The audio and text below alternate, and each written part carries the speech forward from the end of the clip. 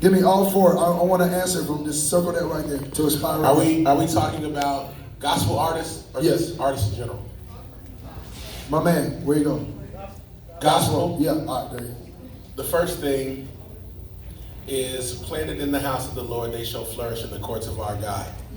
If you want to see favor on a global ministry, be planted first. I still believe God wants glory in the local church. Amen. Amen. And if you can serve a local church, then he processes your heart there.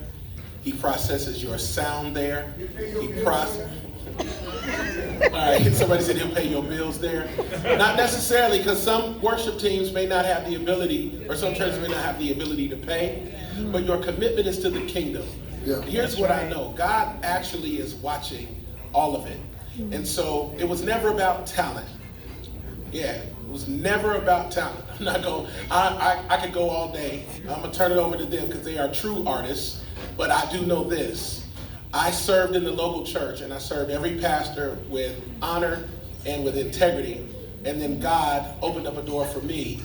But I was faithful in the local church first. There's nothing worse than a worship mercenary. That's good. A worship mercenary is only for hire. When you have a hireling heart with a carnal gift, what you get is immense talent, but no breakthrough power. Amen. But when you submit your gift to the local church, what you're saying is, God, I trust you to market me the way you want me to be marketed. I've watched Pastor Todd over the last 18 months literally explode. Like he could be gone every Sunday and 5 days out of the week, but his commitment to his wife and his children first, and then he continues to make commitments to the local church. That honors God. So I believe if you serve a local church, God honors that. And so I'll turn it over to the artists who are here. Come on, Win. I'd say this is for you. Is there something else you love to do? Eerie. Do that. No. I think that, being in the industry, I'm the least spiritual of them all, so I'm going to do this first. The thing about it is, if you want to do it, I think that the first thing you should do is really understand the business of it, right? Because there is a ministry component to what gospel artists do, what we all do, but it's a business, right? So anytime you create something and you're exchanging commerce for goods, it's a transaction. I think understanding how the business of it works, understanding that Don't hold the bottom of the mic. Hold your hand up a little bit. That's what it's. Look, No, hold your hand up. I'm coaching, guess how we hold the mic. Hold it. That's what. There you go. I think if you get to understand the business, understand how there's a marketing component, there's a promotions component, there's a budget. Like even what Todd did tonight, there are going to be expenses to get. Oh yes, it is. Cash App is still available. It's still put it on the screen. All right, go ahead. And if you want to do it at a professional level, then you have to think about you want to do it on the level of other people who are doing it excellently, right? So that takes a certain amount of investment. You also want to make sure that you have really smart, astute people around you who know the business. You can't know and do everything. So, when you have shortcomings, like Todd has shortcomings, that's why he hired me. You have those situations, then you bring in other people who can help you, right? So that would be my advice. Really understand the business. Continue to, as Pastor John says, sing in your local church, your local community. Because I think that sometimes people are, ready to go to the nations, right? And you can't get 10 people to come see you where you live.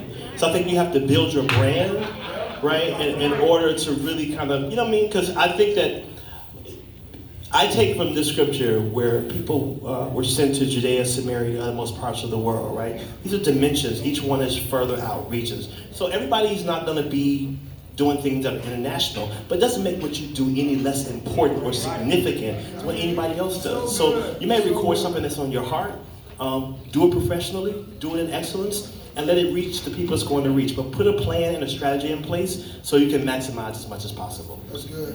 That's real good. What I would say is make sure that you find out who you are as an artist. The thing that irritates me as a person who does music and who does inspirational music is nobody's original. You know, Todd just did this, so the fashionable thing to do would be, I want y'all to write a song like what Todd did the other night. And I want y'all to do a song like Pastor Tasha. And I want y'all to do a song like this artist. And you will never be who he is because God only made one of him. Nobody can do what he does. Who are you? And I think there's a dilemma in our industry where we have an identity crisis. We don't know who we are. That's why when you turn on gospel radio, everything sounds alike. You hear one worship song, you hear 10.